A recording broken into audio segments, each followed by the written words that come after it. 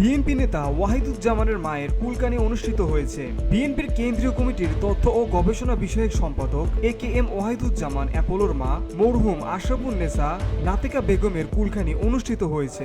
আমাদের সমস্ত গ্রামবাসী, আমাদের আত্মীয় স্বজন উপস্থিত হয়েছেন, আমরা আপনাদের কাছে কৃতজ্ঞ এবং আমাদের মাঝে আমরা অত্যন্ত আরো বেশি কৃতজ্ঞ যে আমাদের মাঝে ঢাকা থেকে অনেক অতিথিবৃন্দ এসেছেন, আমাদের আত্মীয় স্বজন এসেছেন, সুমন ভাই এসেছেন, আমাদের মাঝে উপস্থিত আছেন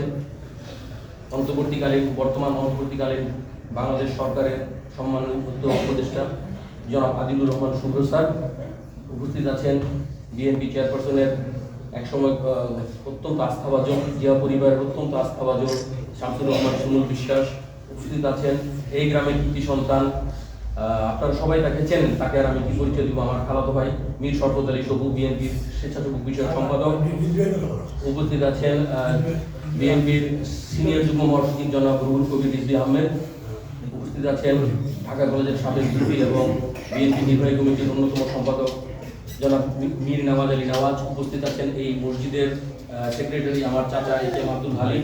আজ 13 ডিসেম্বর শুক্রবার 5 জুম্মায় শ্রীনগর উপজেলার দামলা গ্রামের ওয়াহিদুজ্জামানের নিজ বাড়িতে কুলখানি উপলক্ষে দোয়া মাহফিল অনুষ্ঠিত হয়।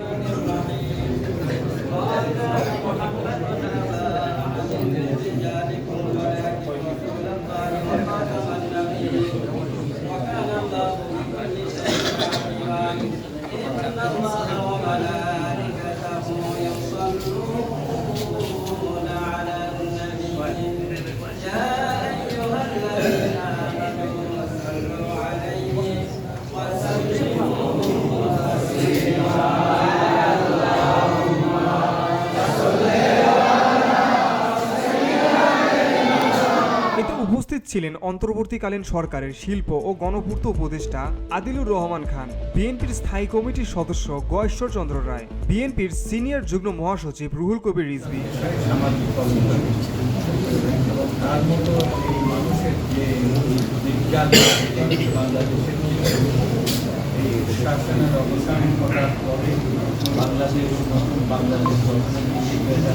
বিএনপি চেয়ারপারসনের বিশেষ সহকারী শামসুর রহমান শিমুল বিশ্বাস, বিএনপির নির্বাহী কমিটির স্বেচ্ছাসেবক বিষয়ক সম্পাদক মীর শরফত আলী সপু, যুব বিষয়ক সম্পাদক মীর নেওয়াজ আলী সহ স্থানীয় বিএনপি ও অঙ্গ সংগঠনের নেতাকর্মীরা দোয়া মাহফিলে মরহুমার আত্মার মাগফিরাত কামনা করে বিশেষ দোয়া অনুষ্ঠিত হয়। এ সময় উপস্থিত ছিলেন বিএনপি নেতা ইঞ্জিনিয়ার ইশরাক হোসেনও।